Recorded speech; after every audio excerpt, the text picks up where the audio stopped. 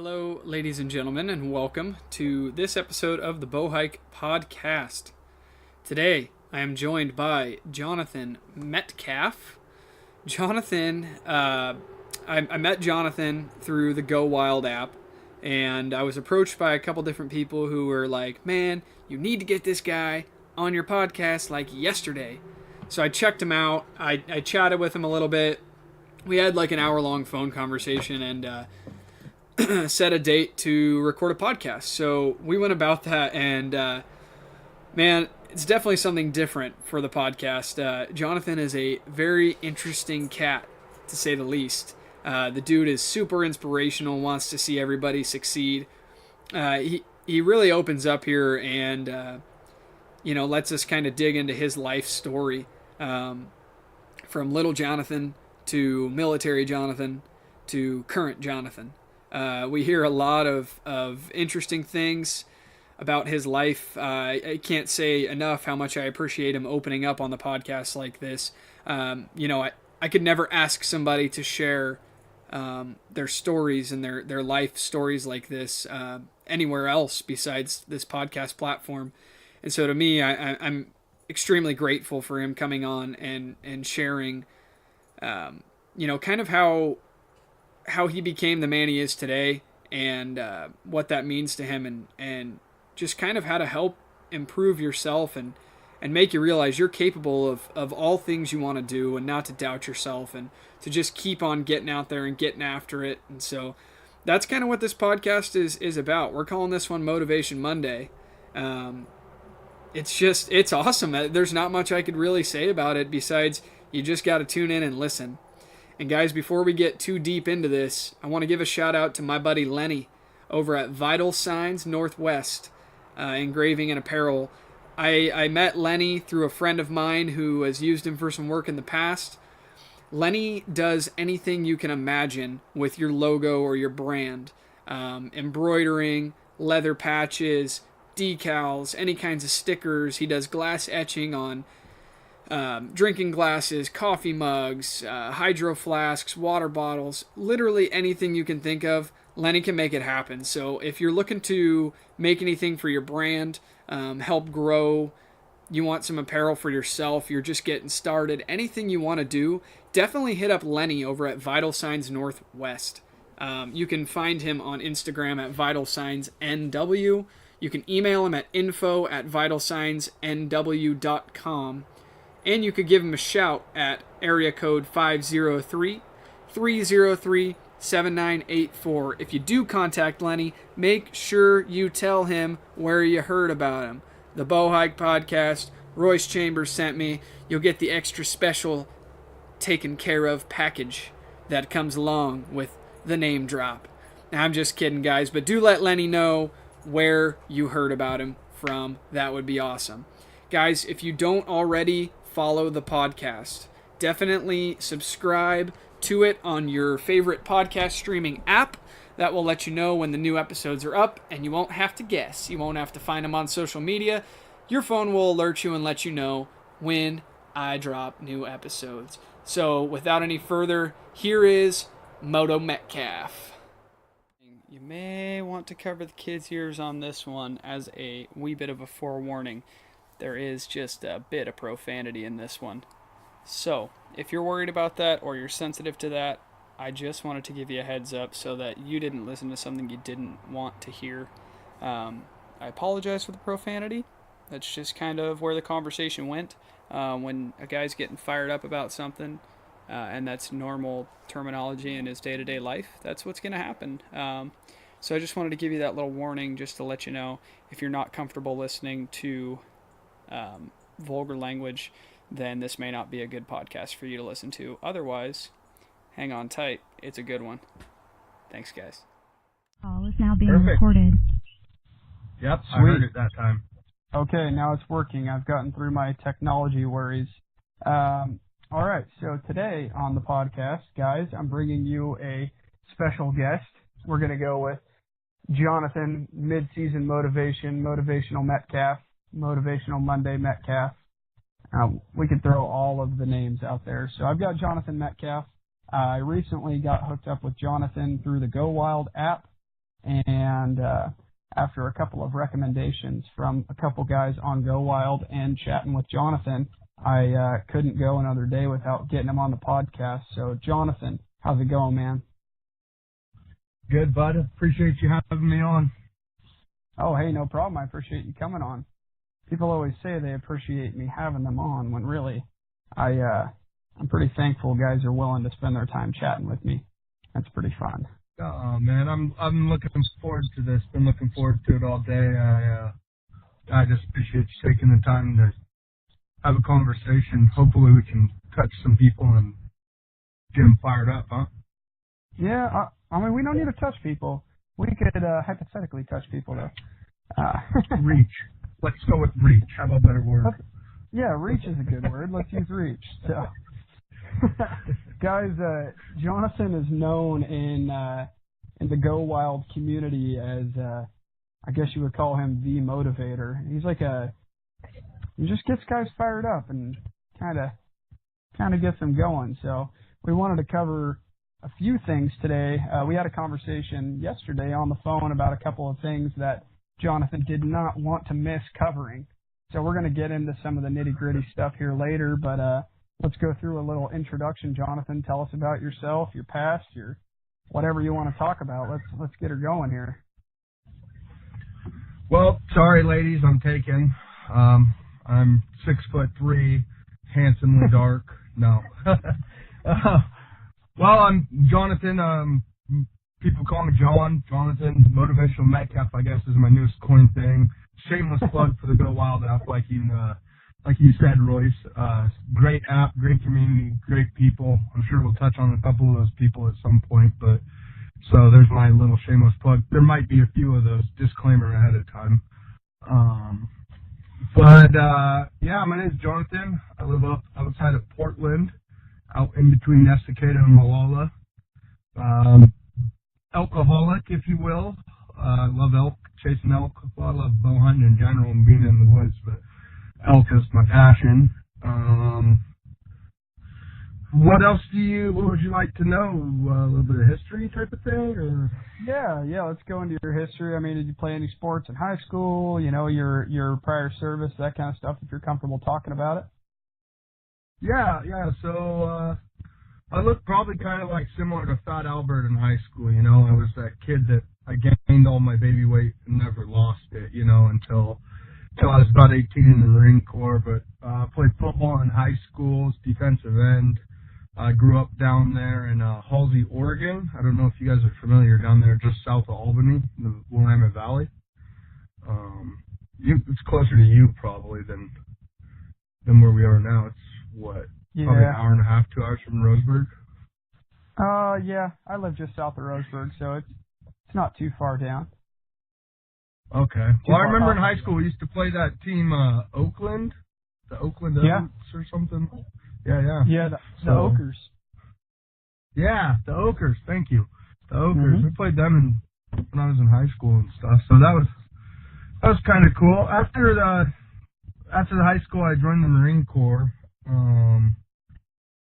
I served in the Marine Corps for 4 years. I did 2 tours to Afghanistan, and that kind of developed, I guess, molded me into who I am now. Well, there's a series of things that happen, but we'll just start. Where are we going? Just full picture here on your podcast, bud? Yeah. Hey, whatever you want to talk about, man. The stage is yours. I mean, we want to, get into a little bit of kind of like you were telling me yesterday about eliminating excuses for guys. I mean, it's getting to be that time of the year now. What is it? It's October 17th as we're recording today, and Jonathan and I were chatting about, this time of year, guys are kind of down on themselves if they had a rough season, and, hunting season's over for some guys, so they think, they're not even looking at, can I get a tag here? Can I get a tag there? Can I go, help out a buddy that's still got a tag left? Like for me, I need to start coin that hashtag. Like if you got a tag, I'll still go hunting with you because, I just love being out there and every time you go out, you learn something, and And so I think let's kind of dig into that a little bit. You know, you are the motivator, man. That's what they tell me. Well, I gotta back up a little bit because I guess Garrett, insert trigger warning now. That way we can just go ahead and let your subscribers know if you are soft or emotional or anything that I say applies to you in advance. Don't take it personal, okay? Nothing's personal. I just hope to help lift y'all up. Let me back up a little bit for just a minute, though, and tell you where kind of my mindset on a lot of this stuff came from. It will kind of help tie together where we're going with this, if you don't mind. Sure. So before, like right when I was first 18, I decided I was going to join the Marine Corps. All jokes aside, you know, I thought about going in the Air Force, the Army, the Navy. I looked at all my options, but the Marine Corps was the thing that scared me when I was a kid. When I saw those commercials on the TV or at school or the posters, the one thing that I always told myself I will never be able to do was be a Marine. And I'm not saying that about, again, if any of you guys listening are former service or are currently serving, I mean, my hat's off to you. Thank you from the bottom of my heart for what you've done or are doing currently for all of us back here. And I'm sure Royce will agree with what I'm saying right now. We nothing but respect for you guys and laying it out there for us and our families, you know. But of course, all bullshit aside, is this a PG podcast? Am I okay? Negative. It's not a PG podcast. Okay. Sorry, I kind of got a dirty mouth too. All bullshit aside, the one thing that scared me personally was the Marine Corps. I told myself I will never be able to do that. So I was working in the mall as security when I was 18. I've always been, like I said, that fat Albert, that bigger dude, just giant. I've been a black bear since I was 10 years old. You know what I mean? Taco Tuesday I was doing Taco Tuesday before it was a trend. You know what I mean, brother? Taco Tuesday is still a trend, man. Don't hate on Taco Tuesday. I know, I'm just saying, the wings, the pizza, the tacos, nom, nom, nom, nom, give me it all, you know? But I never could lose that. So I was working as a security guard, and this guy I was working with, my dad and me, we were talking, and I was like, man, I'm not doing nothing. I'm not really a college type. And he's like, well, you should maybe go into the military. And my dad was in the Air Force. So he's like, yo, you should look into that. So to make a long story short, I looked into going in the Air Force, and they told me, well, you're 50 pounds too heavy. And I'm like, I'm what? And they're like, well, yeah, you would need to lose 50 pounds before boot camp. So come back when you lose like 45, and then we'll talk. And I was totally heartbroken by that. I'm like, wait a second. You guys won't even run with me, work with me, no kind of program, just come back when I lose the weight and you'll let me in? Yep, that's all we can do. Sorry, man. And so that was a wasted hour conversation. I mean, you know, the guy bought me a milkshake at Burgerville and helped my diabetes, so that was cool, you know? But, I couldn't help but not shake that feeling. I told the guy, my roommate at the time, because I had moved out from my parents already, and I was finishing high school through the community college. And I had told my roommate at the time, and he was a former Marine. And I had told him, I talked to Air Force recruiter, and he told me I'm too fat. And, you know, and he just started laughing, and he's like, oh, I thought you were joking about the whole going in the military. I was like, no, man, I'm dead serious. He's like, why don't you go into the Marine Corps?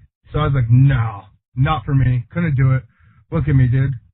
I can't put down a taco long enough for that. I mean, for real. I'm like, look at me. You think I like running? You know, I was, at the time, to give you guys a picture, I was 6'2", 235, all flubber. You know what I mean? Not looking good. Not a beautiful. Yeah, you were a tan skin refrigerator. I was, dude. Call me Frigidaire, the black version, you know? I was, you know, if you're lucky, you get that exotic version. That was me at the time, you know? The discount. Yeah, you know, you hug me and keep me plugged in and we're cool, you know? But, when I was done running around like Fat Albert and the Junkyard Gang, I got to talking, and my roommate's like, dude, go into the Marine Corps, you could do it. I'm like, those guys fight dragons. I mean, you know the commercial. That dude climbs the mountain, pulls the sword out, and kills the dragon. I was stuck down on the bottom eating donuts. You know what I mean? Enjoying looking at the top of the mountain like it's pretty. You know? Well, yeah, the bottom. I mean, the donuts, they roll right to you if you're at the bottom. That's what I'm saying. You just got to stay there where it's comfortable. You know? I'm good right here. At the bottom, the donuts roll right down. Everything round shaped seems to find its way to you. Yeah, I mean, and I don't know if you can picture Fred over in the junkyard gang, but you don't exactly see him climbing nothing, right? Cardio was not my thing. So anyway, I was like, no way. And my buddy's like, I'm telling you, you could do it. And I'm like, I got to thinking about it. And my mom and dad, they raised me. I was raised in a manner to always never be comfortable. Always be grateful, but never be comfortable. Life is ever evolving, right? And we'll get into that type of principle with this hunting thing. But life is ever evolving. Chew on that for a second, brother. Life is ever evolving. That's a real thought right there for you. But, so I was raised kind of like that, man. Like, people have it worse. People have it better. Don't cry about where you're at, right? And I thought about it, and I was like, what kind of person am I going to be if I can't even, like, how am I going to look at myself in the mirror 2 years from now even if I can't take something and make it mine? If I can't own this, right? So, that being said, I was complete 100% honesty. My fat little body was terrified to death of even going to the Marine Corps boot camp. Could I do that? That's 13 weeks, and those guys beat you into the ground, and those guys are skinny, and they're fierce, and they're badass, and I'm fat and not badass, and a coward. I mean, let's call it what it is. I was a coward, you know? I'd done a lot of cool stuff, traveled the world doing mission work. You know, at the time, I had been to like 15 countries already doing humanitarian aid work in the summers, and I was very fortunate. My parents fundraised so I could go and get a taste of life and different. So I had a different perspective, but I was scared. I was scared of a challenge, put it that way. I was scared of being uncomfortable. I mean, I liked being uncomfortable, but I was really scared of living uncomfortably, not knowing, right? Sure. And that was something I didn't know if I could do. Worried you? Yeah. Yeah, I mean, because that was the one thing, like, there was one thing that I was like, I do not know I could do this and finish this. I don't know if I could graduate, right? Sure. Well, let's fast forward. I convinced myself, don't ask me how, probably a triple thick milkshake from McDonald's at the time when they were on special or something, but I sobbed my sorrows, I licked my wounds, tell myself no more French fries. You know what? I think I can do this. And I go in there and I talk to the Marine Corps recruiter against everything, recruiter, against everything in my body. I do it anyway. Why not? He won't talk me into it, but I'm going to try. Well, he talks to me, and the guy tells me, you're a big dude, yeah, whatever. I'm not worried about the weight. We'll get you ready before we send you. I'm like, wait, you'll get me ready?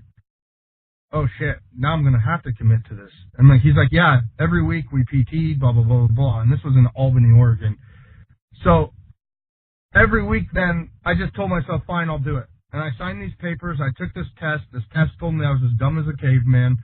The ASMAT, you know, it told me ASVAP, I'm as dumb as a caveman, but you're good enough to qualify for like 7 different things out of 50.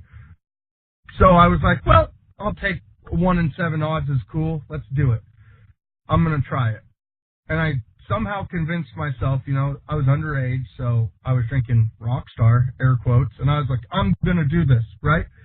Me and my Monster. You remember when those BFC cans came out, right? I was all jacked up on PFC Monster cans, dude. And I was like, I'm going to do this. Well, I did. I showed up to that PT and it smoked my ass. That guy had me doing. When I first started, I could do 3 pull-ups. 3. Especially with that Monster on board, you probably felt like crap. Oh, dude, I was smashed. And so I was like, not drunk, people. Get your head out of the gutters. I was just, I was obliviated. I was smashed by, destroyed by physical exercise outside of walking laps. Okay, life's rough when you get comfy. Yeah, so I've been there, man. I go to this thing. I sign up. I tell my mom, and I tell her I've picked ground operations as my whole. I could be infantry, I could be motor T, I could be a list of things, all of which are deployable. But because the recruiters are always so honest, I'll probably be artillery. And my mom just put her head down. She said, Jonathan, you scare the hell out of me, but I'm proud of you. You know, for doing something. And I'm like, Sure. well, hey, thanks, Mom. I'm going to finish high school first. And my mom was my everything, man. That woman had been through hell, you know, to keep us, to be our rock, you know. Yeah, mothers So, are saints, man. That's a true story. they saints, for real. And I mean, I wouldn't be the man I am today if it wasn't for her. So shout out to her in heaven. So anyway, I get to train into this, for this, and I'm going to these weekly runs, and I'm the type of guy, I work at the mall, the recruiter center is right out of the mall, so I go in there every day anyway, and I just keep doing push-ups, and I go from pull-ups, so I go from 3 pull-ups to 5. And then by the time I go to boot camp, I can do 7 or 9 pull-ups or something like that. 7 to I think it was maybe 9 if I was lucky. By the time time for me to go to boot camp. Well, right before, like a month and a half before I was supposed to leave for boot camp, my mom died out of nowhere when I was 18. And that was tough. That was really tough because my brother and sister were 13 and 14 at the time.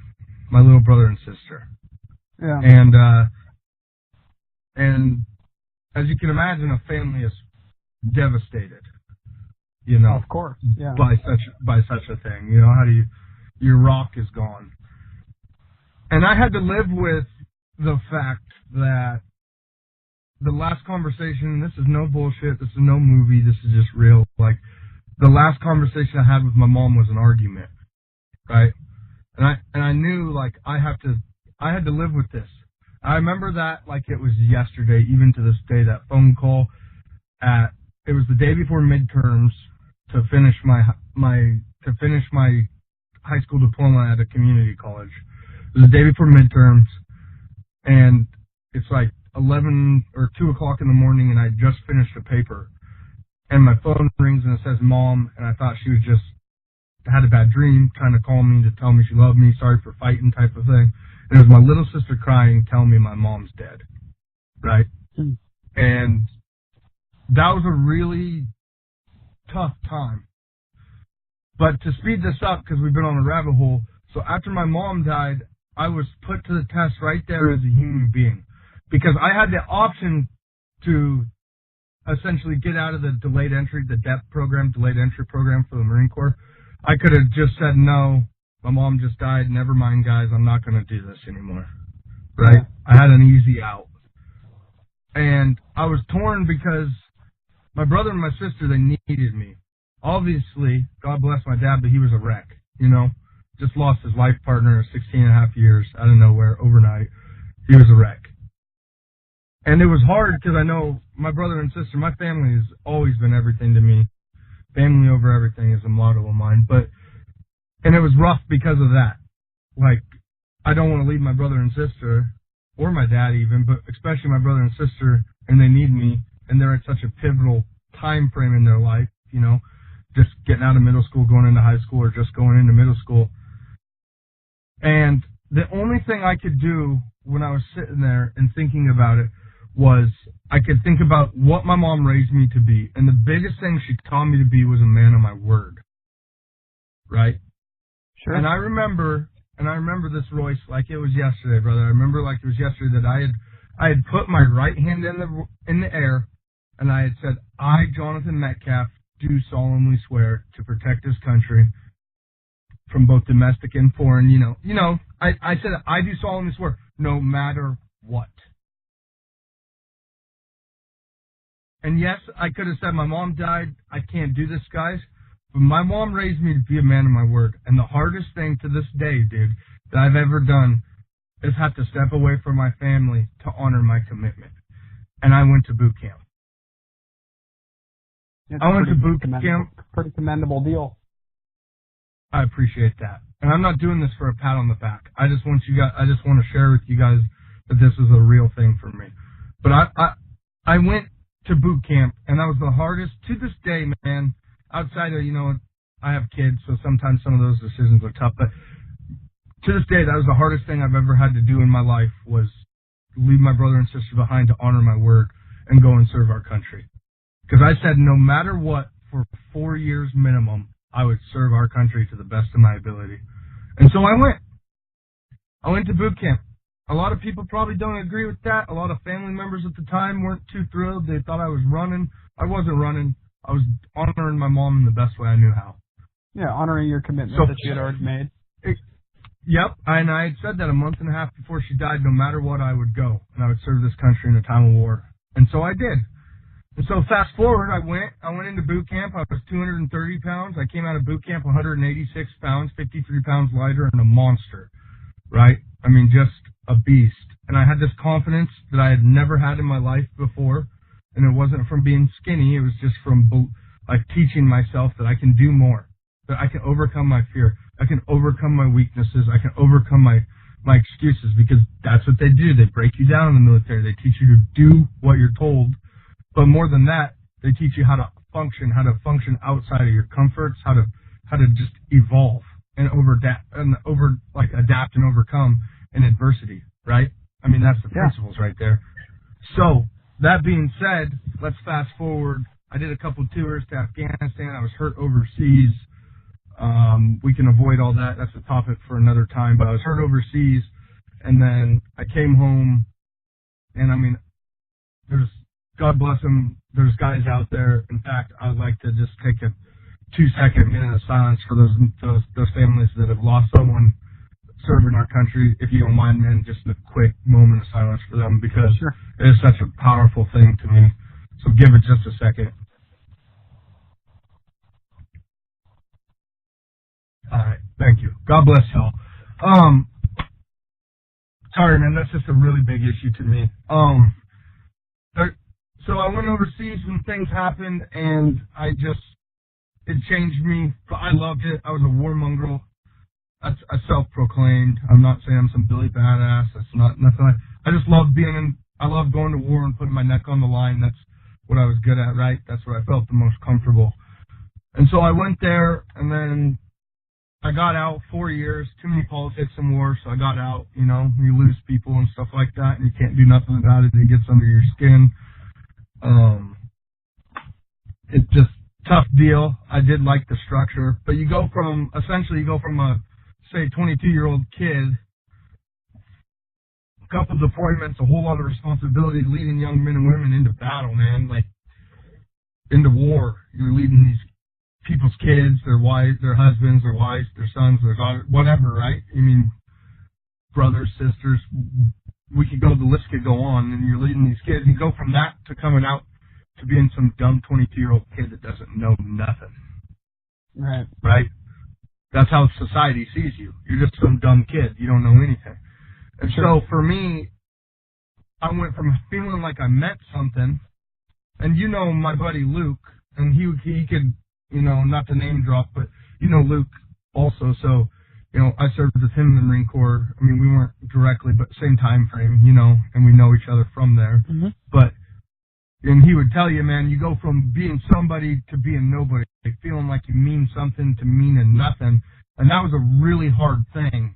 And I'm sure you're very well, you're very well informed, and you know a lot of things. So you've heard of this whole 22 a day thing, right? 22 veterans a day. Yeah, I mean, super sad thing. And that was a real thing, man. Like, there was a time in my life I didn't know. I'm not saying I had a gun to my head. I'm not that guy, and I'm not asking for nobody's pity. Let me make that clear. I don't want pity. But I'm telling you that there was a time I went from being somebody to being nobody and struggling day to day to find my value, right? Yeah, I just discussed that with my buddy Chris as well, kind of the same thing.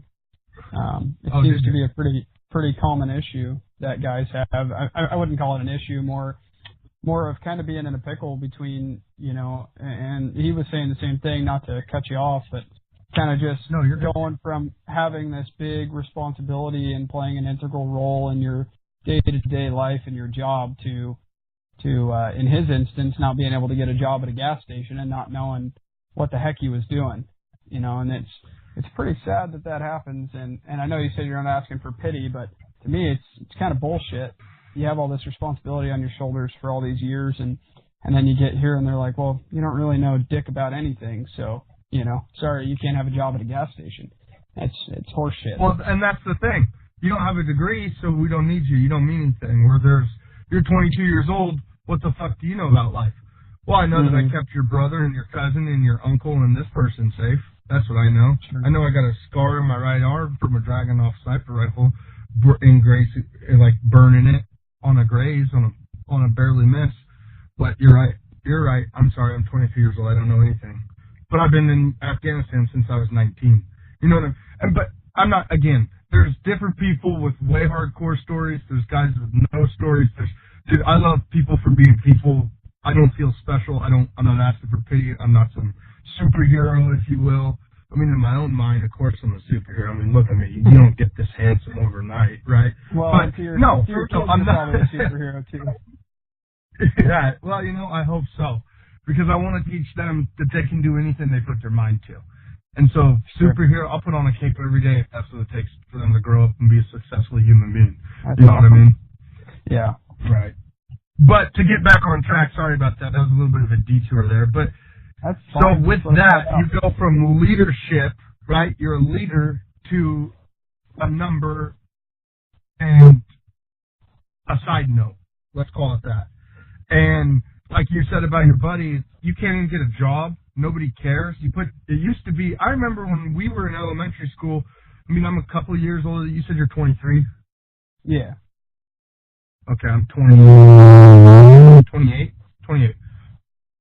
So you can relate, though, to the same time frame. You remember hearing God Bless America?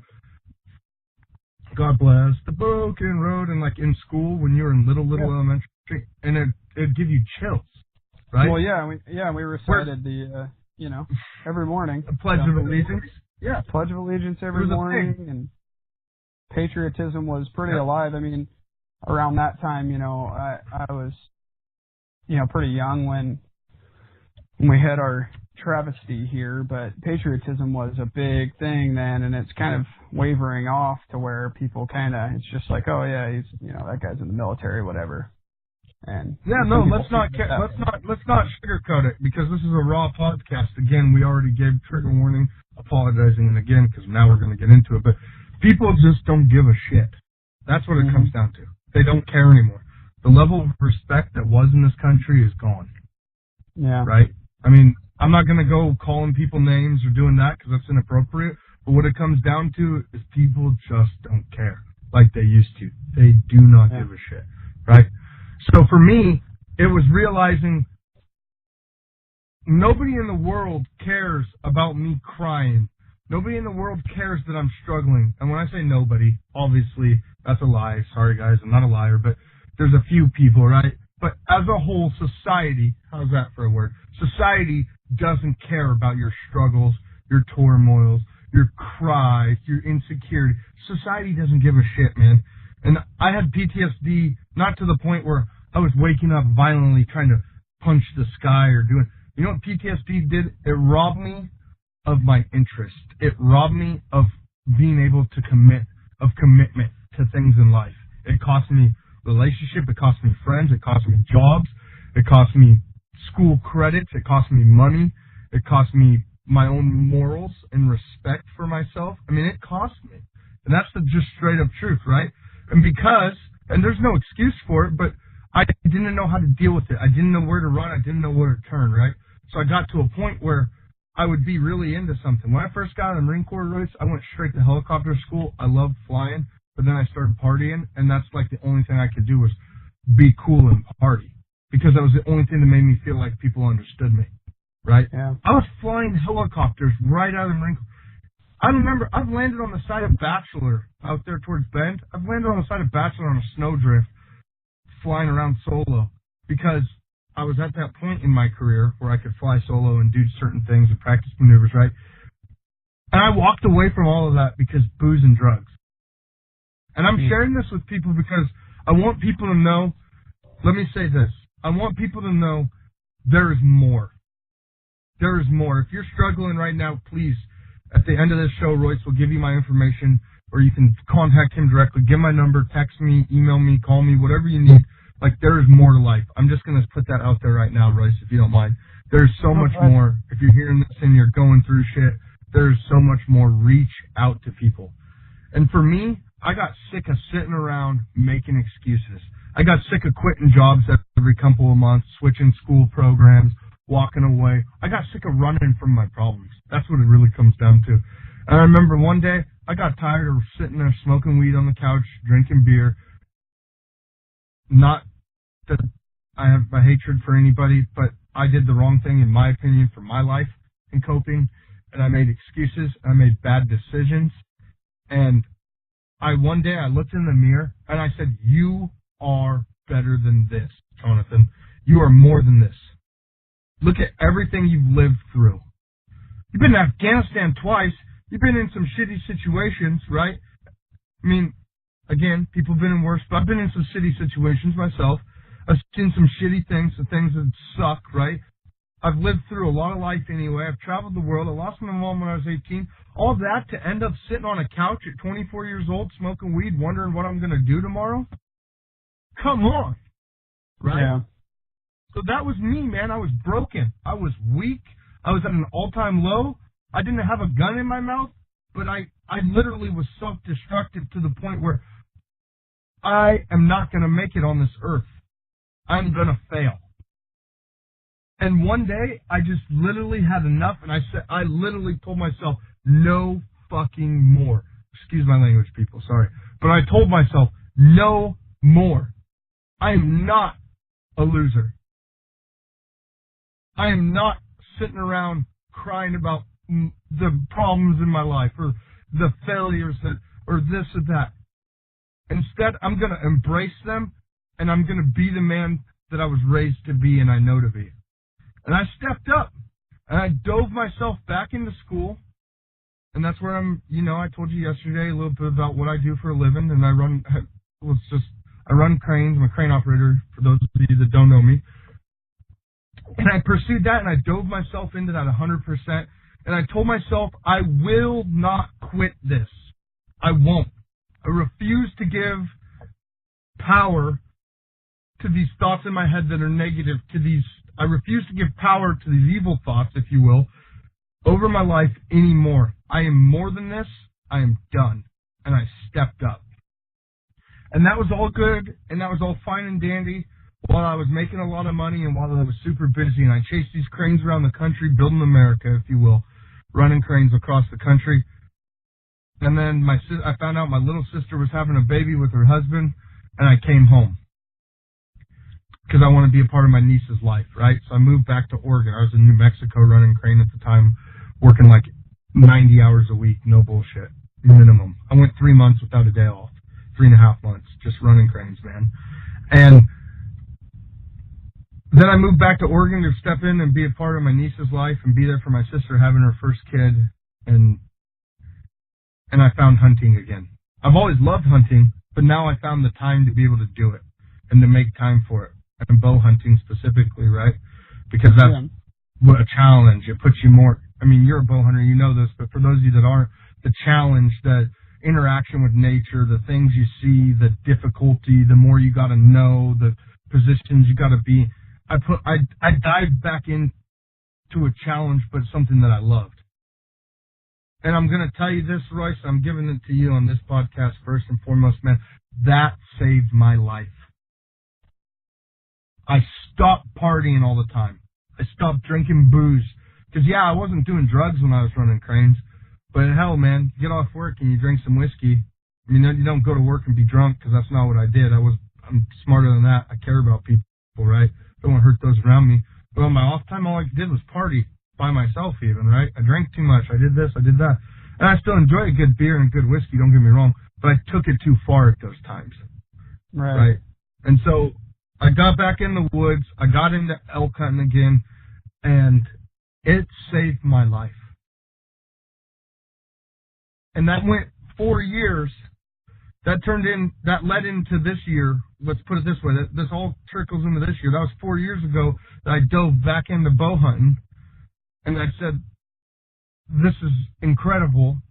And I got to start remembering, like, oh my God, who can't love waking up looking at stuff like this when lights peeking over the mountains, winds blowing down the trees, the leaves are rustling, creeks running through the mountains, You know what I mean? Bugles in the background, just different shit, right? I mean, well, I hunt the Cascades, so leaves rustling and lots of sighting, but no critters seen. You know? You're the Cascades glider, man. What are you talking about? Yeah, well, I'm figuring it out. Piece at a time, brother. Piece at a time. But, so I went to that, and I dove into that, and that led to this pursuit, which is where this year, I went 4 years. I want to say this on this podcast so everybody understands that I went 4 years and I didn't see an elk. I saw fresh rubs, fresh sign, fresh scat, doo-doo, poop, shit, whatever you want to call it, pee spots. I heard the elk running through the brush. I've been snorted at 3 yards on the other side of a tree. Never seen one. I had all the reasons in the world to throw my hands up and say, screw this. Let's go to east where they're talking, air quotes, talking, elk talk everywhere. But you know what I mean. Let's go east where they're talking. But I didn't do it because I was like, damn it. I remember there was a time in my life where I was a chicken shit and I said, I can't. And I'm gonna finish this with these Cascade Roosevelts. This is where I started and this is where we're gonna end before I move anywhere else on this elk list. I'm killing one in here. One of these ones. And I became obsessive. 2 years ago, a year and a half ago, I taught myself how to call. I listened to podcasts all the way to work. I picked up a Phelps, shameless plug for Phelps, just because it's what I learned how to use a read on, and they're great quality and they run forever. Great tones. We could go on about those, but the amp frame, and I taught myself to make some noise and cow call, and then I started bugling, and then I just became obsessive and passionate, right? Between having kids, obviously, that was the only time I had was outside of being home or at work was to go in the woods and hunt, because I didn't want to go to the bar and spend all my time out there. I wanted to be in the woods. I wanted to immerse. And so I pushed myself, and this year, after 4 years, I go out there and we get into a preseason, opening morning actually, we get into a raking and chuckling and a raking battle essentially, because the bull never bugled, but he raked and he snorted and made a bunch of noise, and I killed a nice 5-point, nice, decent, heavy, pretty heavy little 5 for the area anyway, for my local genome, 30 minutes into opening day. After 4 years of never seeing an elk, so many times I wanted to quit. So many times I cried to myself and made bitch excuses. Oh, they just weren't talking. Oh, man, the this or that, or the moon or the wind or this, or I sucked at this, or I just didn't see him, bad area, not enough elk, above. Excuses after excuses after excuses. Right? Yeah. But who are we talking to? We're talking to, I guess, if you call GoWild, Moto Metcalf here. No, dude, I'm just a real guy that realized, like, I will not be defeated. I won't. Right. So I dove into podcasts. I dove into conversations with people. I dove into teaching myself how to call. I became obsessive. I became passionate. I got in the woods more than I've ever been in the woods. I've been in the woods since last December. I haven't stopped. Elk season. When did elk season end for us archery guys this year? The 23rd of August? Yeah, I think it was the 23rd. Right, I think so too. And so the 23rd of August, I've been in the woods 4 times, checking different areas, chasing the elk, following the elk, just to be with the elk since season's been over. Because this is my passion, right? Even more so, helping other people find that healing is my passion. And that's what I wanted to get on here with you and talk with you about, and to get people fired up and to tell you guys that there's so much more for you out there, depending on what you're willing to do, what you're willing to put into it. You know, one thing, now I'm sorry that took way longer to get into than I meant to with you, brother. I am. That's okay. But one thing I want to share with people is that Royce and I we talked very briefly yesterday about, like, we want to pick you guys up, right, Royce? That's what we were talking about. We know for a lot of you Eastern listeners, you guys in the Midwest or the Eastern states, for us Western guys almost, or at least Oregon-wise, it almost seems like a bitter end. Oh, man, archery elk's over. Fuck. September's 11 months away. That's where I feel like, I mean, I know you got that cool tag in January, but I feel like 11 more months? Are you kidding me? Like, right. But for these other guys, they're just getting started. And so we wanted to bring you something to kind of help you guys to pick you up. And some of the things we say might relate with you hardcore. I would just ask that as me and Royce get into this with you, please keep in mind, we want to help you. We don't want to beat you down. If this relates to you, then maybe there's something there. Reflect on it. And I've just been really open and honest, I've shared more than I have with most people and strangers I don't know about myself. But I hope my story can help fire you guys up a little bit and make sense to this voice and this passion I'm speaking with, because you are so much more than your failures. In fact, your failures help you grow. I mean, would you agree with that? Oh yeah, I think the more, well, like I said, anytime you're in the woods, you're learning something. So you're nothing without failing. To me, I mean, like how many, I told you I'm fail all the time, but that doesn't mean that in June I don't start ripping bugles while I drive to work, or June. I do it all year. My girlfriend hates me. Yeah, don't lie. Same here. Yeah, but it's one of those things that we all. You're going to fail. It doesn't matter what you do. I mean, I know guys that they're like, hey, I think I'm going to archery elk hunt this year. And then they go buy a tag, and first morning they drive, jump a herd from the road, step out, shoot a bull. To me, yes, that's a win. You just killed something. But do you appreciate it as much as the guy that's been doing it for 4 years? I mean, you killing that bull this year, you had to be on cloud nine, man. I mean, after years I still am. Yeah, years of hard work. I still am.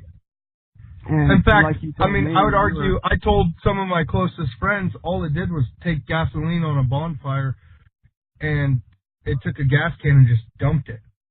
Yeah. I mean, you thought I was crazy about elk passionate. I mean, I'd argue that I was one of the guys that hadn't killed an elk that knew the most about them. I mean, I could tell you everything under the sun because there's information out there, right? I became obsessive. I lived and breathed elk 365 days a year. Because that was, I mean, I say this, guys, we're talking about hunting specifically. I'm a father and a family man before anything. I talked to Royce yesterday. I told Royce, like, at the beginning of this year even, I went, what did I tell you, 14 weeks in a row without working 6 days a week. So my family will always come before hunting. Always. I just had a new baby in July. So, but my passion, my free time, the little bit that I get is elk. If that's the drive to work, if that's the drive home from work, if that's sitting in my crane, no picks going on for half an hour, it's elk, right? Sure. And so one thing I've been seeing a lot of, and I mean, I guess I'm going to ask you, what's one common thing you've been seeing? You're in social media. You talk to, I mean, you're kind of like me. You know a lot of different people, and we're not going to name drop a bunch of people on this podcast because we're better than that, right? But we know some different people, some trending things. But what are some things you've heard? Because I mean, I'd really like to dive into a couple of things as far as excuses. Let's crush some of these excuses, man. Yeah, let's get into that. One of the big ones, dude, my number one pet peeve is not having time. I hear that one, and forever, dude, I was the same way. Like, up until last, I guess it would have been, let's see, it's about a year and a half ago, April of 17. It's 2018. Yeah, April of 17. I was like, man, I'm fat. Working on an ambulance, gaining weight and stuff. So I was like, all right, I'm fat. Not to the extreme level or anything, but I was like 190, and I'm like, yeah, this kind of sucks. So I just started eating better and exercising, and then, I work on an ambulance, and we go out during fire season and work on these fires, and so I had exercised, and I think I got down to about 175 or somewhere around there, 175 before fire season. I came home at 180, which is huge. Yeah. 175 feels great. Accomplishment-wise, that's huge. 15 pounds is a lot. 15 pounds in 2.5 months or so, and I was lifting too, so it wasn't just dieting and cardio. So I mean, I lost, as far as body, as far as my BMI, if you want to call it that, goes, I was losing a lot more fat than what was portrayed on the scale, which that's why scales are kind of lame. But anyways, I came back from that, and I was just a lazy scumbag again after I got back from fire season. I wasn't in the gym, and I had gained some weight, and I had been sedentary, doing some push-ups and sit-ups and stuff on the fire. But I don't have time, right? And anyways, I just decided one day I had talked about doing train to hunt, and one day I was like, I'm gonna log on here, and I just signed up for it. And that was like right around Christmas time. So it wasn't really a New Year's resolution. It just fell into play being that time of year. And I just decided, like, all right, I'm just going to get fit. So I started doing jiu-jitsu, and I was running. I just made a goal for myself to run 1 mile every day in January when I started this thing. And so, like, the first day, dude, and, like, being athletic through all of high school and whatever, like, didn't mean shit when I did nothing for 4 years. So,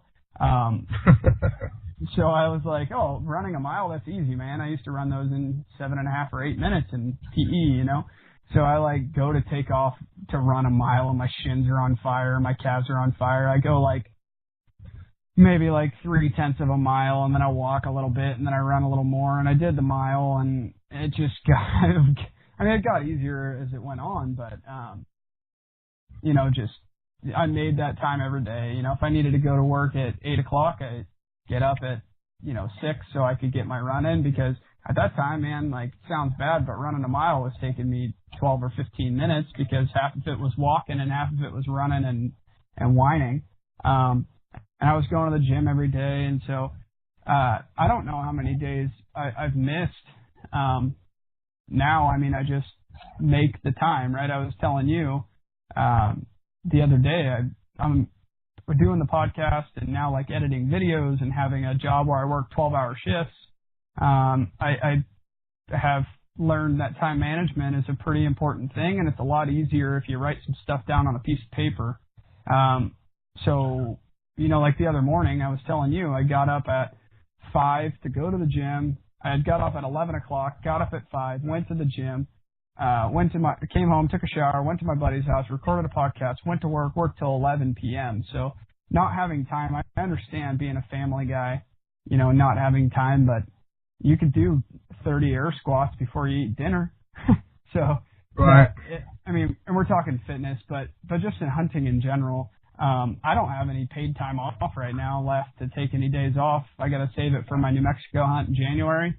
So, like, my whole late archery season and, like, my girlfriend's elk hunt that she's got, all that's just going to be on days off, where I could be doing other things, but you have to, for me, it's kind of like one of those where, hey, if I'm going to work on my pickup tomorrow, but that's my day off, well, now I'm going to do it when I get home at 11 o'clock, right? So if you can mitigate some of your small chores and tasks and stuff that you have saved up for your day off work, you can do them you get up 30 minutes earlier and get something done. Well, guess what? You just cleared up your day for tomorrow. Now you can get up in the morning, get on the mountain and find some animals or hang some trail cameras, put in work.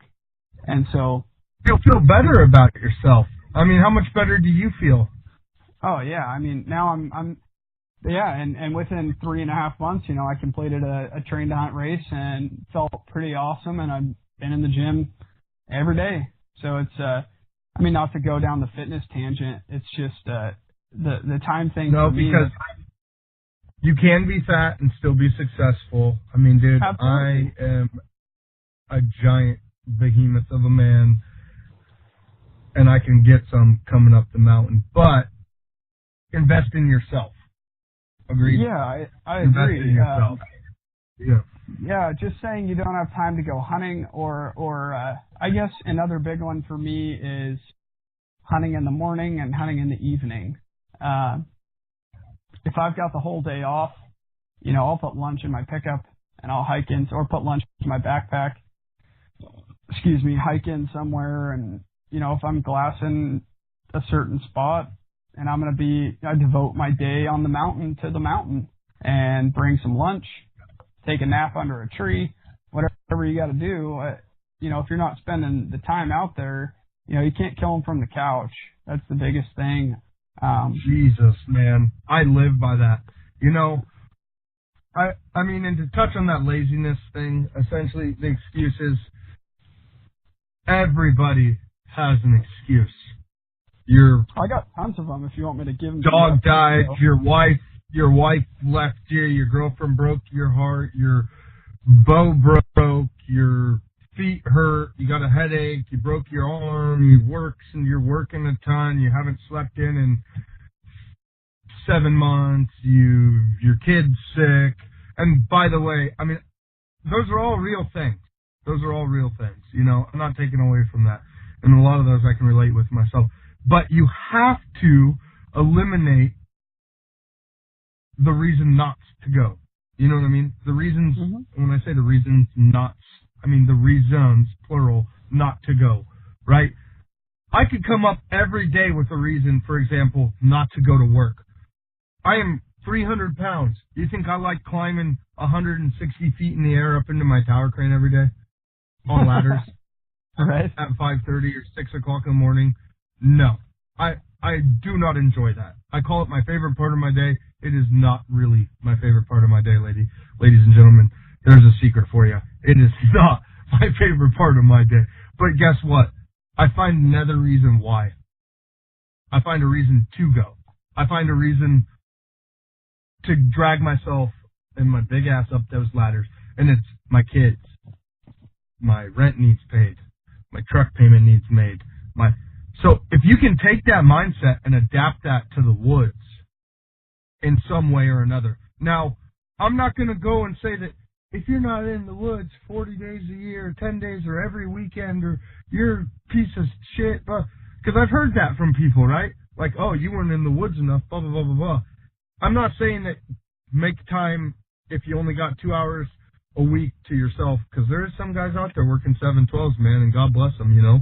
But, like, take your 2 hours and get your ass up in the woods. I'm a realistic person. What I'm saying is eliminate that crybaby, that weak spot in your inner beings, and take that away. You know, you don't got time to go and hike in the woods, but you got time to go have some beers with some buddies Friday night? Right. Or, I mean, you got time to look at a map. You got time to listen to a podcast on your drive to or from work. Yeah, I mean, let's keep that real. Yeah, thank you. Let's keep that real. Like, you don't got time to go in the mountains, but you got time to listen to the radio while you're driving to work. Give up 98.7 The Bull and put on the Bow Hike podcast. Shameless plug. Right? I don't know if you learned anything from that guy. That guy's kind of a douche. He's kind of a douche. No, I'm just teasing. But, I mean, put on a podcast, right? Yeah. I mean, for me, that's where it started, dude. Oh, I feel like an old man now. I listen to more fucking podcasts and talk radio than I do music I hear this music nowadays, and it's like the first time 2 Chainz came out with a rap song where fucking people lost their shit. Like, music to me is like that now, because I'm always listening to 1,000 different podcasts, right? Like, yeah, I told you, my buddy Chris has logged 28 days worth of podcasts. Yeah, and that's insane. In hours, people. In hours, he's saying. Yeah, 28 days in hours. So, I don't know what the math is. It's like 500, I don't know, somebody did 630. That's what that is. Something, 6,000, I don't know. But it was his first year bow hunting. He bought a bow in January, bought his wife a bow a couple weeks after, dedicated himself. He's going to bow hunt this year. He bought a bow tag for deer, a bow tag for elk. Him and I went out and hunted together, and he's telling me shit I didn't know. And I'm like, okay, yeah, let's do that. Because he heard it on, a certain podcast. And he drives log trucks, so he's in the truck all day. But he's listening to podcasts and learning all day. And a lot of this information, it's hard to retain, but it's just one of those, the excuses are, and I'm not, I still take an excuse and I still smash some ice cream and, I do all these things that I know I shouldn't do, and I don't exercise my willpower. Oh, we're all guilty. We're all guilty. Unless you're Jocko. Jocko's not guilty. Jocko is a beast. I mean, Jocko is Jocko. That guy's a freaking animal. So, but in general, right? We're not trying to preach to these people about, hey, you have to be perfect, because the fact of the matter is, like, I'm sitting here doing a podcast with you, drinking a beer, and I'm going to get to the gym after we're done. I know I shouldn't drink a beer before the gym because I'm going to pay for it probably and vomit later. But, it's just there's all these resources and free tools and opportunities to listen and meet people and reach out to people that you idolize on social media. Reach out, man. What's the worst they can do? Not talk to you? Right? You could send one of these guys a message. Like, if I freaking message Royce, hey, man, just wondering, what made you decide to start a podcast? What's the worst you could do? Not answer or answer me and be like, none of your fucking business. Right. Okay, cool. Thanks for your 2 seconds of your time. Moving on, right? Mm-hmm. But what's it hurt to ask? Get comfortable being uncomfortable. And that's something I've seen. Dude, so we're both, and I want to make this shameless plug real quick. Again, the GoWild app. I'm going to start calling you, rather than Jonathan Motivation Metcalf, you're going to be Jonathan Motivation Shameless Plug Metcalf. Dude, I got a million of them. Check out this Bow Hike podcast. Check out Garrett Weaver. Check out Chasing Moby. Check out Mountain Mud. Anyway, we could go on and on and on, right? But all the Oregon boys, man. All the Oregon boys. Bias. What can I say? Call it what you will. Life's not fair, bitches. Get over it. But it's the truth. There's little kids kicking. We got kids here kicking Under Armour soccer balls. We got kids in Africa kicking bread bags as soccer balls. So life is not fair. That's a very millennial word, in my opinion. Just my 2 cents. We won't dig into that too much because I don't want to hurt feelings, but life is not fair. Fair is not a real thing. You know what I mean? Mm-hmm. It's a concept. It's bullshit. But staying on touch here, the GoWild app, the one thing I will say that I like about that especially is that you can ask questions and people will answer them, or people are willing to put information out there for others, and it will connect guys. I met this guy named Jimmy Glazer, you know who I'm talking about, and Dan Troup. Hey boys, if you're listening to this, thanks for being good friends. There's connections I've made on that app that I will forever be grateful, because these guys have become brothers in a sense, right? And like we had talked about yesterday, networking and community. That's my favorite part about this, man, is meeting new people and exploring, right? So on that note, one thing I saw, and I don't remember where, I don't remember who, and the who is not important, but one thing I did see, I saw the other day was a post, and the guy said something. He said, yet again, no luck.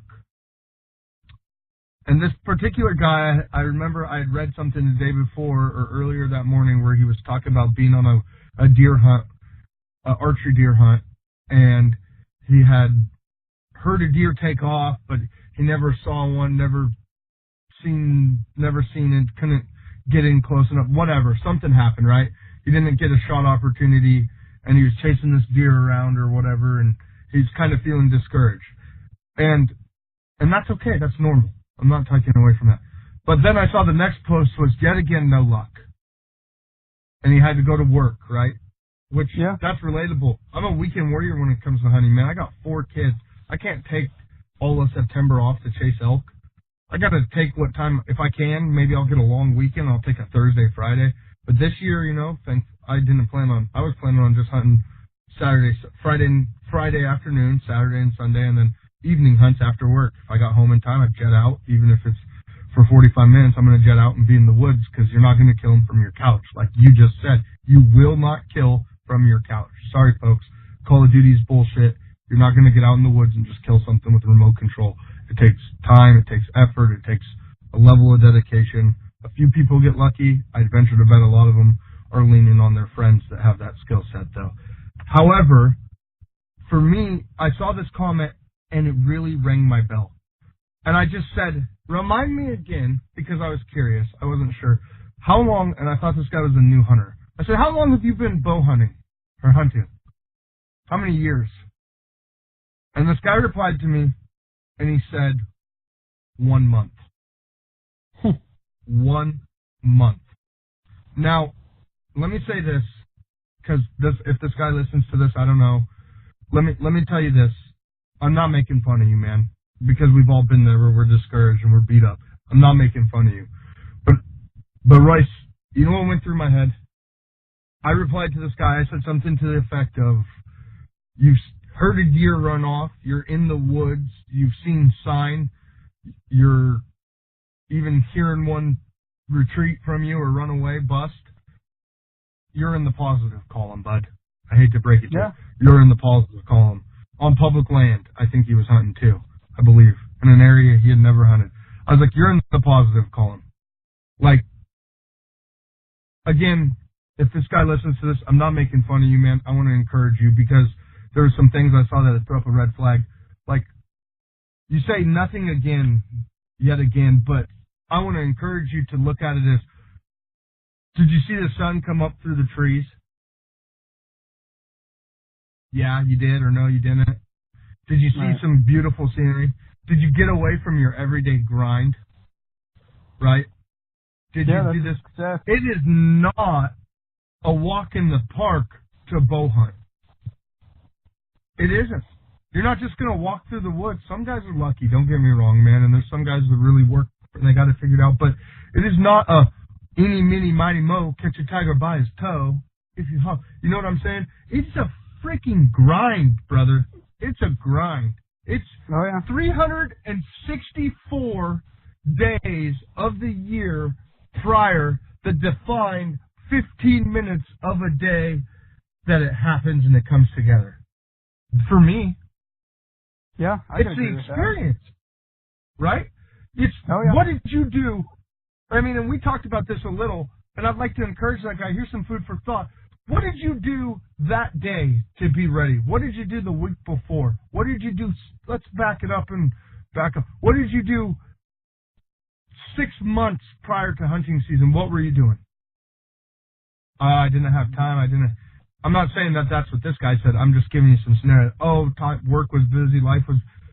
Well, 6 months ago, you could have been on a Whitetail podcast dissecting movements, dissecting patterns, dissecting behavioral, dissecting food, dissecting times of the year. There is so much information available readily for free.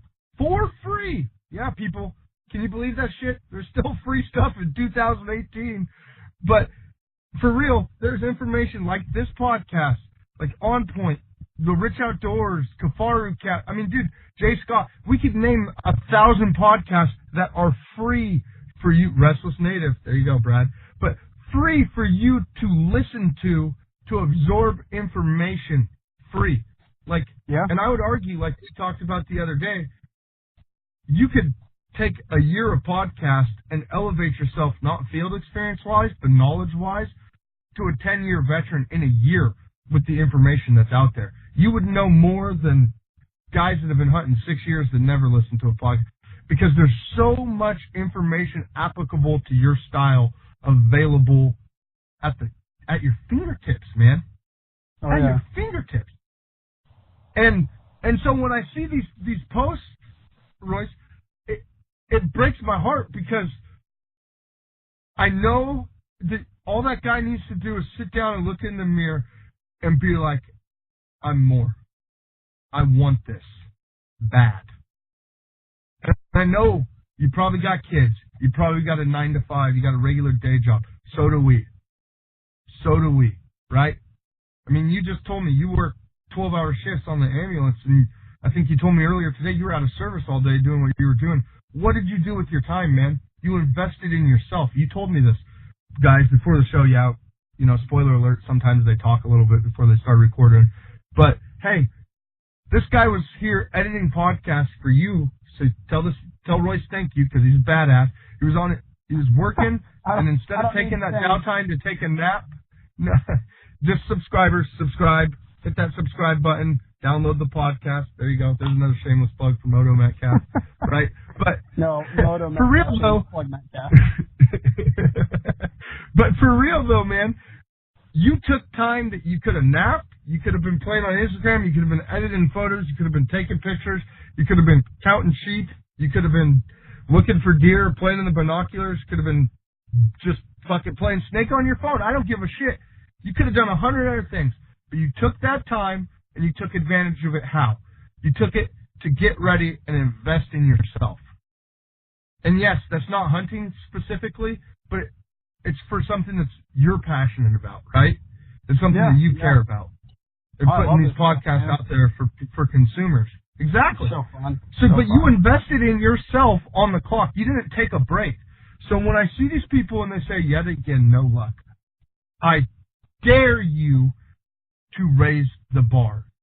I challenge you to be more. You know what I mean? You said, Royce, and we beat this to death, you will not kill it on the couch. You won't kill it crying about it. I promise you. You can cry and that deer's going to slip behind you. 10 yards behind you, you didn't even see that sucker, that joker go back behind you because you were pouting about your day. Or you can take in the experience and realize that every day I'm out here, I'm growing. Every day that I'm out here putting time in, I'm learning, right? Because like we talked about yesterday, you don't have to punch a tag to check your season as a success. I firmly believe that with everything in my being. And that's not just because I'm a shitty hunter, right? Just validating your own shittiness. Right. I'm not just, okay, now I feel better about sucking. No, but for real, you guys gotta believe, like, there is so much more. Did you experience joy? Yes. Did you get away? Yes. Did you try? Yes. Then you were successful in a facet. I'm not going to say you were successfully harvested an animal, because that would be lying, but you successfully went hunting, which is what we all set out to do. For sure. There you go. There you go. Oh, shit. Call me Ghostbusters. I just sucked up fucking Casper. Guess what, motherfuckers? Every one of you is successful if you're not on your couch. How's that for food for thought? Sorry for calling you a motherfucker. I don't mean it. But how is that for food for thought? For real. You got off the couch. You went up. You grinded, whether it's a half mile or 10 miles. You went out and you grinded. You're successful. Or you not, Royce? Yeah, one thing that I'm very guilty of, that's another thing I want to shed some light on. I'm super guilty of this one. More so in my past. I do occasionally still fall into the trap. When you set too high of expectations for an area, say you're like me, and I live, within 30 minutes of where I hunt for the most part, so I'm pretty lucky there. On my days off, I can go hang trail cameras and glass in the evenings and mornings and, kind of watch the animal behavior and pattern animals and stuff. I'm lucky in that. But they're not there every day. And if you get too, you have too much optimism in the spot that you're going, or just in general, you have too much optimism in your day, which is not bad. Confidence is great, and the willingness to continue on throughout your day and keep hunting is great. I'm guilty of not doing that. I get, I've kind of got all my eggs in one basket, and I go there and it doesn't work out, and rather than go learn something else, I do exactly what you're talking about. I pout, and I'm like, man, this sucks. And then I'm like, well, here's an excuse. I'll go learn some new country. I kind of drive around and glass a little bit, maybe pack back into where I was and check it out again. But, not giving it 100% every single day you're out in the woods is something that definitely I think a lot of people are guilty of, and it's nothing. I don't think it's something to be ashamed about. It the more and more you do it, though, and you have these experiences where, like, you're down in the dumps, and then next thing you know, you step on a stick, and then an elk bugles. Like, you realize that you have to keep that positive attitude, and rather than saying, okay, well, we hiked in on this ridge system, but it's way shorter back to the truck if we just go through the creek bottom, but the cottonwoods are so thick and the brush is so thick, we're not going to see anything from down here. Because just because you walked through that ridge top on the way in and you didn't see anything, that doesn't mean that now that it's 3 hours later, if you walk back out the same way, it's going to be the same story. Just because you hunt it once doesn't mean that it's not going to change the next time. And I'm guilty of doing that a lot, hiking down somewhere and then walking an old skid road out of a unit back up because it's shorter to the truck. It might be a little steeper, but it's shorter. But I can't see the whole unit from there to stop and glass or, look at areas that I've seen animals in before because I'm just like, well, this sucks. I'm going to go to another spot. So that's something that Can I tell think you a a lot secret? I'll take the secret. I'm guilty too. Yeah, I think a lot I'm of guilty. people are. Some other. We all are. I mean, you think we just popped up and Mr. Do It the Right Way? Oh, hell no. Dude, like I told you guys before, I am a giant human being. I'm 6'3", 300, trying to get that keto life right. It's tough, guys. Again, tacos are fucking awesome. Shameless plug, right? But that's going to be the theme of tonight, tacos and shameless plugs. But for real, dude, like, I'm guilty too. I like to eat. I like food. I like snacks. I like beer. I mean, that's my biggest one. I like drinking beer and hanging out. But guess what? When it came down to it, I had to take a step back. Just like going in the military, I had to take a step back and look at the bigger picture. What do I want out of this year? What do I want out of my life? What do I want? Like, for me, this is so much more than just about me, man. Like, do you know what the biggest blessing to me in all this is? 100% honestly, Royce.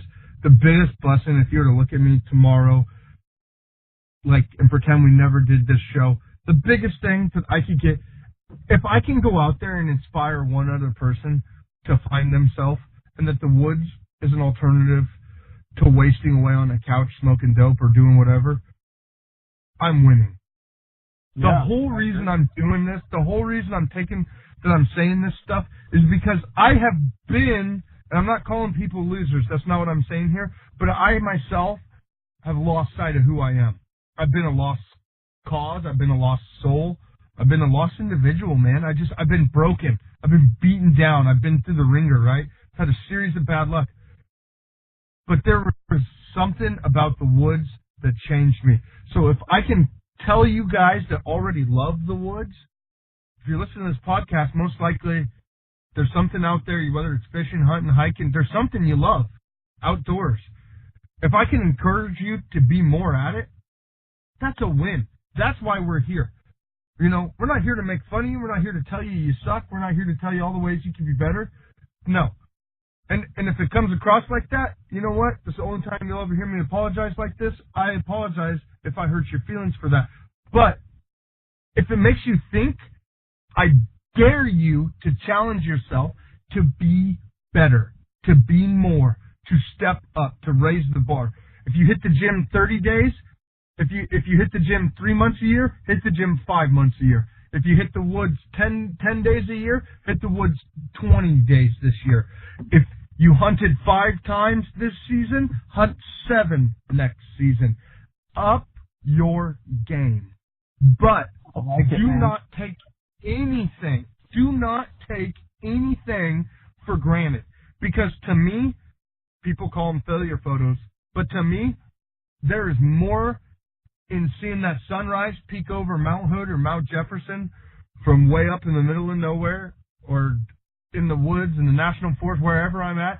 There's something about watching the leaf change color and the wind swirl and the river and the scenery. There's something about that experience to me that no one could ever take from me. You could never call me being in the woods a failure. Never, ever. So if you're looking at yourself like, I failed, I ate tag soup. No, you just ate tag soup, man. You didn't fail. If you sat at, I'll tell you when you failed. Did you sit at home all 30 days? Yes? Okay. Well, you know what? You failed. Should have went out and used your tag. You know what I mean? Yeah. But if you were in the woods, every time you go out, you just won. Start taking failures and turning them into wins. I mean, come on, guys. Most of you guys are millennials, right? You do that anyway. You can cry about stuff. So take those cries and turn them into positives, man. Take them tears of sorrows and turn them into tears of joy. Oh, my God, I didn't see anything, but I did see this awesome sunset. I did get out and hike 7 miles or 3 miles today. That's more than I've done in 60 days, right? I mean, and that's a real thing, dude. If I had $1 for every time I went in the woods and didn't see a single animal, I'd be retired. I'd be in Baja, Mexico right now, chilling, bro, waiting on a sheep hunt. You know what I'm saying? But yeah, for real. But you know what? I take every one of those. I take a lot of scenery and nature pictures because that's what I enjoy. Because to me, that's what saved me was finding myself in those mountains, letting the mountains speak to my soul.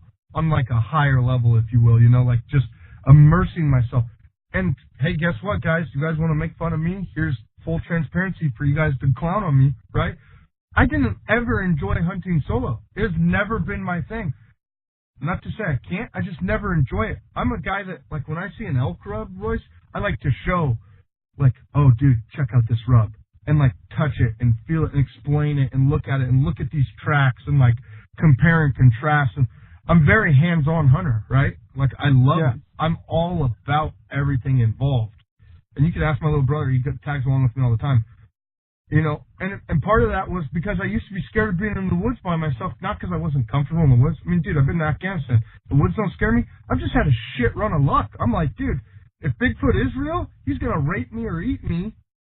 You can edit that out, sorry. But he's going to eat me. If Bigfoot was real, he's going to eat me because I have that kind of luck, dude. Old boy's going to find me and conk me over the head, and that's the last anybody ever seen of me.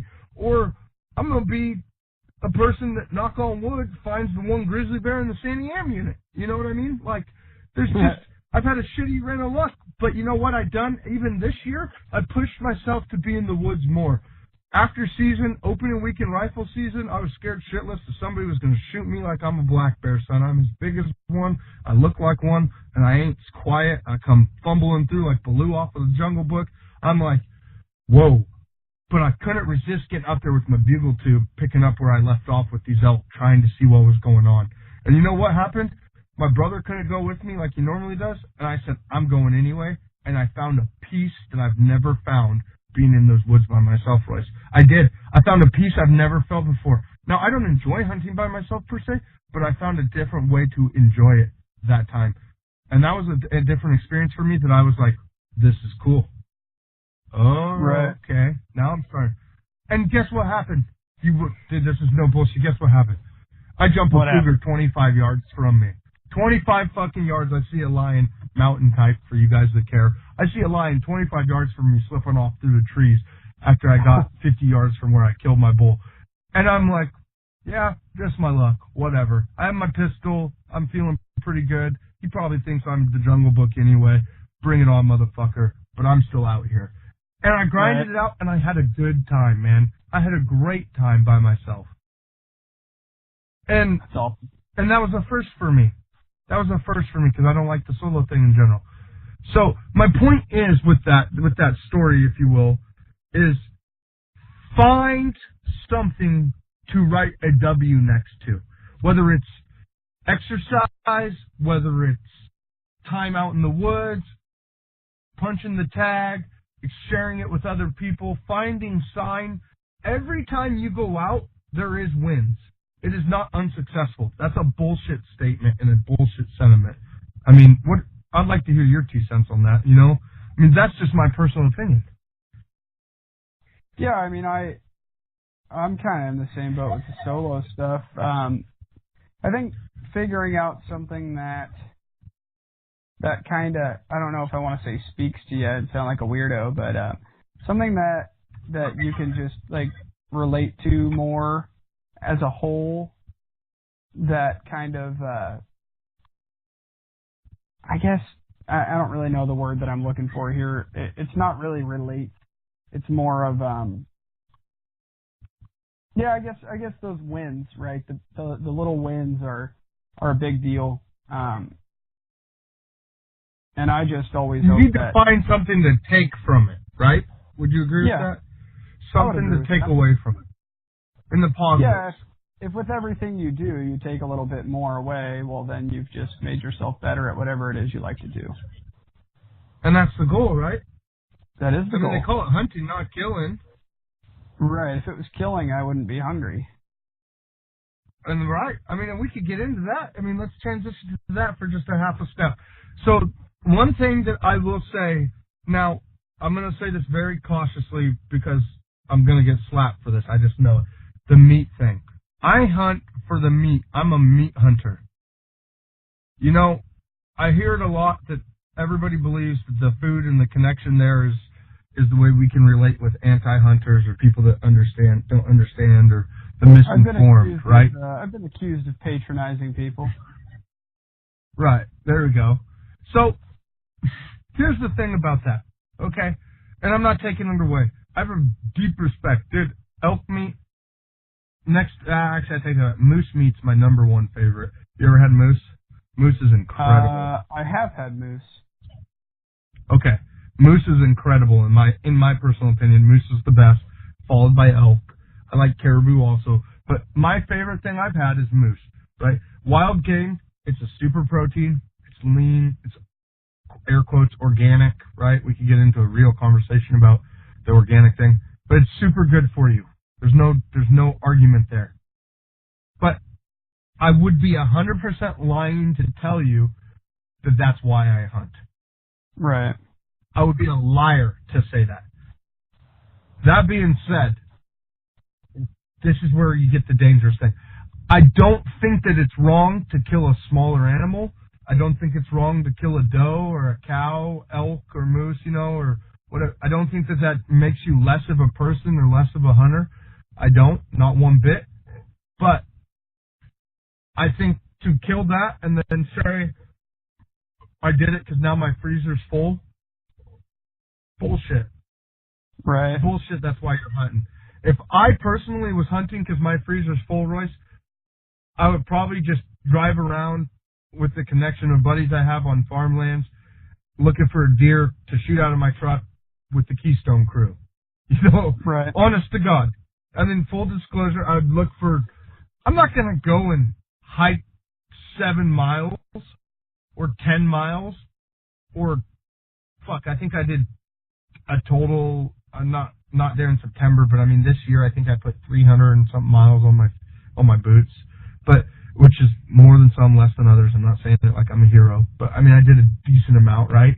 So I'm not going to hike 300 miles to fill my freezer when there's simpler ways to do it. I mean, are you kidding me? Sure. I hunt because of the experience, man. I hunt because of the challenge and the things I see while I'm out doing it, and the interactions with nature. Not to sound like a weirdo, but the interaction with the animals and the level of skill and knowledge it takes. And I mean, especially bow hunting. If you're bow hunting and you're doing that, you're challenging yourself anyway, right? I mean, not that rifle hunting's bad, because I think rifle hunting's got its own art form to it. I'm not taking away from those guys. For these bow hunters, it's not because it's just a walk in the park. I mean, it's a challenge to shoot something with a bow. It's a challenge, dude. Whether it's a doe, a buck, or whatever, it takes something to stick one with a bow. And for me, I would be lying to say that I hunt because I want the meat, because people could make the argument for a lot less when you come into gear and tags and everything involved. I think it's cheaper to buy half a cow. It's cheaper to buy a house. Half a cow. Yeah. Huh? I said it's cheaper to buy a house. It is. Yeah. So by the time guys like us that are testing gear. Huh? I said we do it because we love it. That's the hands down truth, and I'll tell anybody. The why I hunt thing can be a 3-hour conversation answering that question in itself. That that could be another podcast down the road. But just answering that question, to me, there's no one-liner that sums up the reasons for it. No. And I'm not calling anybody wrong. 1,000. Yeah, I'm not saying anybody's wrong for saying, the reason they hunt is for protein-rich organic meat that they get themselves from the woods with their bow. I'm not telling anybody they're wrong for saying that. If that's your reason, that's your driver, that's your motivator, all the more power to you. But my own personal, opinion is it's kind of it's a crutch. A cop-out. It's a cop-out. Let's call it what it is, man. It's a cop-out to appease people. I'm not saying we shouldn't be selective. I'm sort of indifferent with you on it, because I do think that there are some people that is their reason. And yes, they could go buy a grass-fed cow, but some people truly do want a connection to their food, and they don't have their own place to raise it. It's not a money thing. It's not it's not an availability of good meat, but, there are some people out there that just, want a connection to whatever it is that they're doing. There's a guy, you could go buy a desk at IKEA for $99, or you can spend a couple $100 on a radial arm saw and some stain and some screws and some wood filler, and you could build it yourself. And in the end, which one are you going to be more proud of? Or you could go to buy one from a woodworker, and then you don't have to buy all the tools.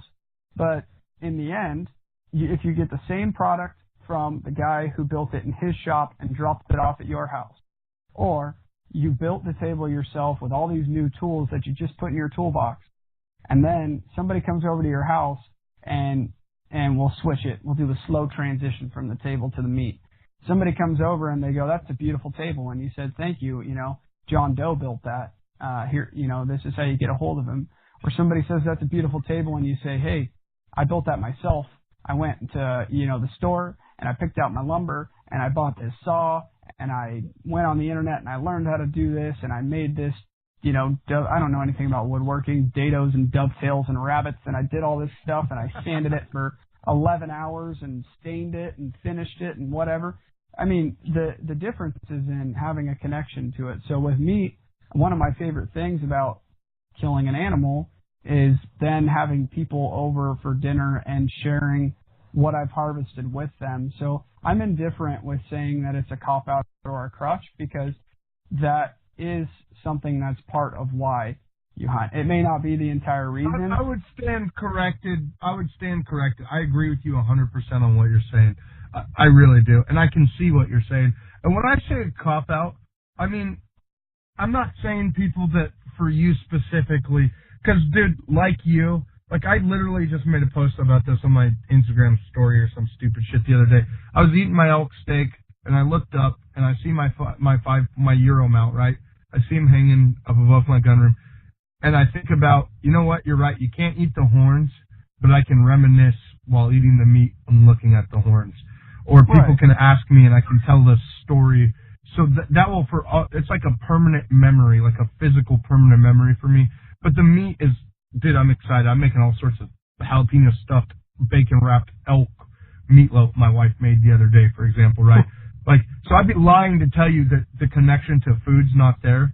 That's not what I mean. What I mean is, don't make that your default because that's the trendy thing to do. Why do you hunt?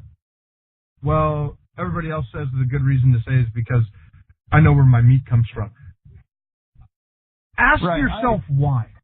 Right, why? exactly. I agree with you, but I was just saying that I'm not trying to throw shade at people that do use that, because there are a lot of people that don't appreciate it. And I appreciate you saying that, because I don't feel like that, and I totally said that wrong at first, Right. But ask yourself why. Well, there's a lot of people too Yeah. that don't want to argue. They don't want to have an argument with somebody. They want to patronize somebody and be done with the conversation, and that's fine too. Whatever your reason is for saying whatever you want, we live in a free dang country for a reason, and you can tell anybody what you want about anything. And yeah, unless it's what they don't want to hear. Right, exactly, and that's what I'm saying. If somebody wants to avoid an altercation, that's an easy way to get out of it, right? You patronize somebody, tell them what they want to hear, and whatever. And to some people, that's easy. I'm what you could call the argumentative type, and I like to stir shit up sometimes. So I'll tell somebody exactly why, and I'll get out of your bubble a little bit. Listen to what I got to say. So. Right. I mean, but at that same time, so when I say cop out, I do want to clear this up, guys, because, especially to you, man, because I think I have a reaction with my food. I have a connection with my meat. Mm-hmm. I love elk meat. That's the dirty, downright reason that I do kill it versus just take a picture of it, right? Because, you can hunt with the camera. All reality, I can with the camera and get the same joy as shooting it with my bow. I just won't be able to eat it and remember it, right? But to me, I think where I say it's a cop-out, and I just want to make this clear, I think that's a sellout answer for a lot of people now to just justify with what's a socially acceptable answer to tell them why you hunt. Because you're too afraid to tell them, I hunt because I enjoy it. Right. There's a primal inclination in your body, man, that tells you. Why do you think you have guys?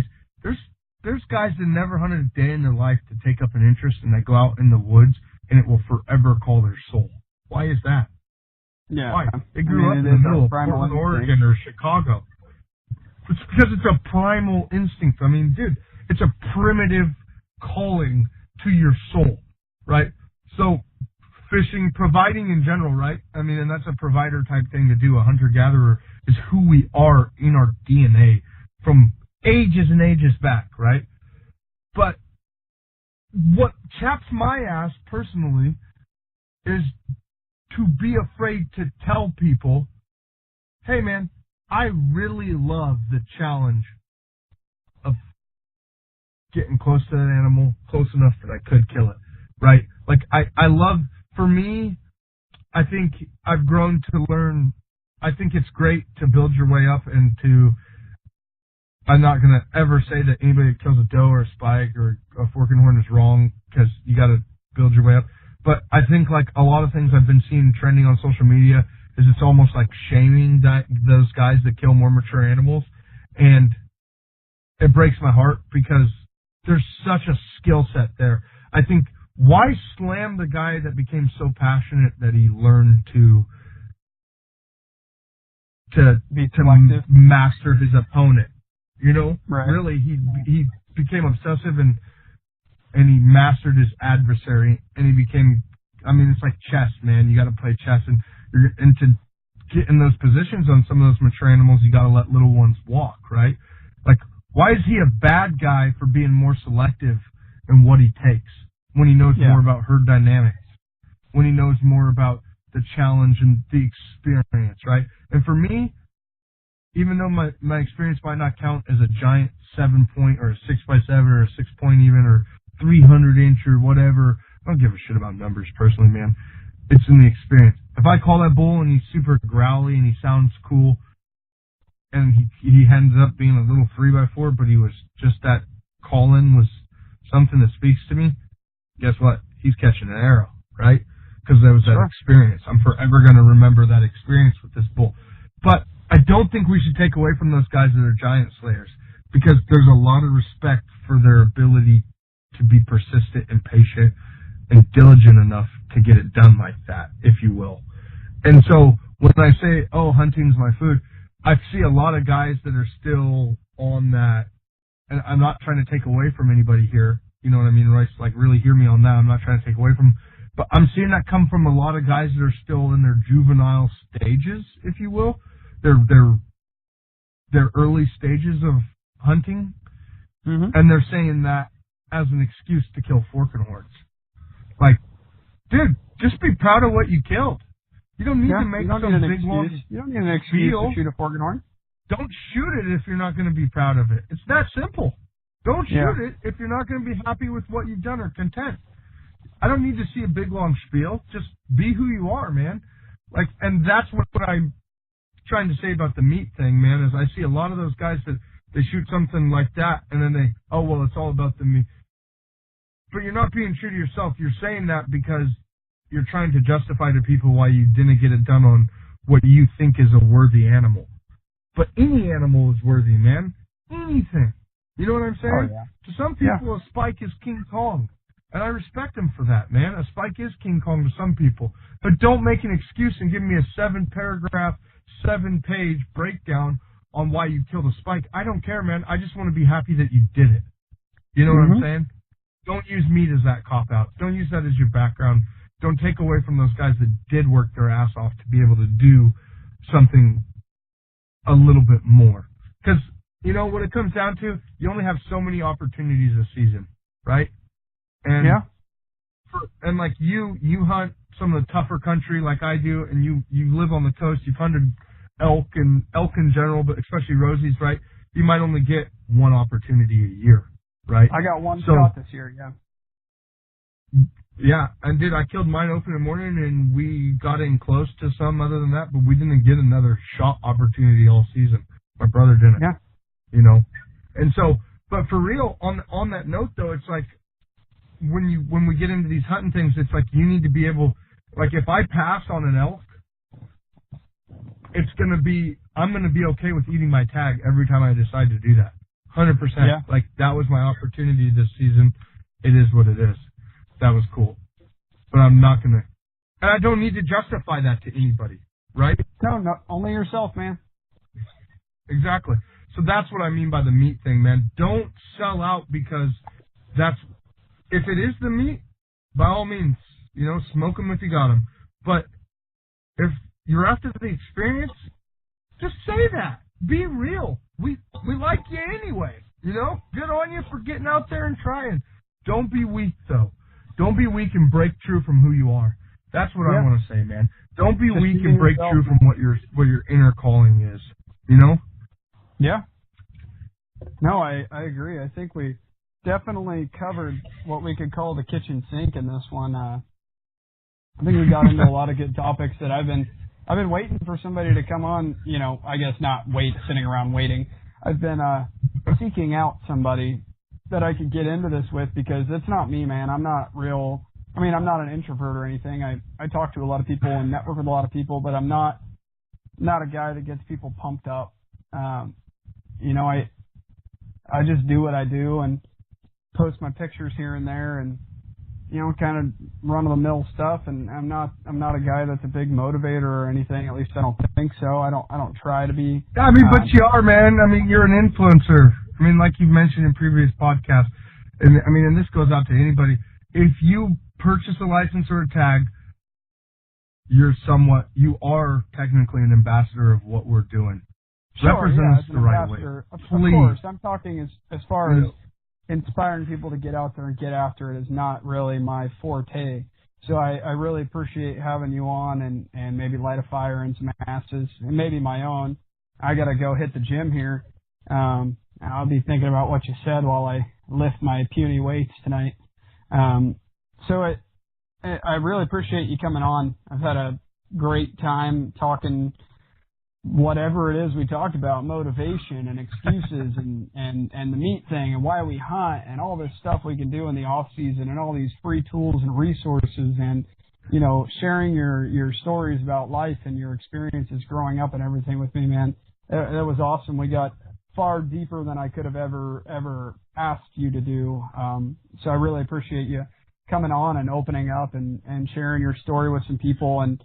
And to everybody listening, I hope that if there's anything you get out of this, you can talk to Jonathan about it and shoot him a message, say, hey, thanks, man, this helped me out or anything like that. And like you said earlier, if there's anything you're going through, you need to talk to somebody about it and you think you can relate, definitely reach out and get a hold of Jonathan. He's more than willing to talk to you. He didn't know my number when I called him and he answered and picked right up and it's kind of like talking to an old friend. We had an hour-long conversation about God knows what yesterday, and we're running on an hour and a half here. So it's one of those things that definitely needed to be talked about, and I'm glad we got to do it. So, can I leave you with a thought, man? I know we're wrapping up here. Can I leave you with a thought? I want to say this, man, and this is important. I hope you can apply this to your life too, man. And this is just something to chew on. A dream is just a thought without action. And ambition is a dream with action. Quit being dreamers and become ambitious with your lifestyles, guys. That's all I want to leave you with. Think about what I'm saying. Be ambitious. You are so much more. You can do more than you think. You can be more. Eliminate the excuses for yourself. You guys push yourself, and God bless you, man. I hope you all know, like Royce said here, please reach out if you ever need anything. Royce will even, I'm sure he'll message you back. He's a great guy. I thank you for your time for listening to what I had to say tonight, guys. And if anything, just know that you can do more, be more, eliminate the excuses, and drive and hustle harder. Stay humble. Yeah, man. If people want to get a hold of you, reach out to you, find you on the medias, how do they go about doing that? What's your Instagram handle? My Instagram is jmet_Kong Valley. Okay. That's my Instagram, jmet, JMET_Kong Valley. And you can look me up on the GoWild app at Jonathan Metcalf. Come say hi, say what's up. Like I said, people, please reach out to Royce if you need something. He can put you in touch with me. So, all right, man. Sounds good. So Jonathan, much, man, for having me on. Hey, thanks for coming on, man. I'm sure we'll talk again. Have a good one. Yep. All right. Take care, buddy. You too. Bye. Hey guys, I hope you enjoyed that podcast with my buddy Jonathan Metcalf. It was a good time. Definitely something different for the podcast. Those of you that have listened to previously must know that by now. Hey guys, I've got stickers now. I got a bunch of decals hot off the press from my buddy Lenny over at Vital Signs Northwest. If you want to check out his awesome work, you can find him on Instagram at Vital Signs NW. Or you can shoot him an email if you got anything you want made, decals, hats, sweatshirts, coffee mugs, anything you want made. Lenny can probably figure it out. So that's info@vitalsignsnw.com. Hit him up. Let him know you heard about him on the Bow Hike podcast and that Royce Chambers sent you over. He'll be happy to hear it, and I'll be happy to hear that he heard it. So that's neat. Nothing else really, guys. I just want to thank you again for your continued listenership. It really means a lot to me that you purposely hit that play button every week when I upload a podcast. If you guys have any suggestions or anything you want to hear on the podcast, shoot me a message. I'm easy to contact. Shoot me a message on Instagram. Shoot me an email. I always leave my contact info on the show notes in the podcast, so that's easily accessible to you. Guys, until the next one, I'm signing off. Thanks again for listening to the Bow Hike Podcast. Bye.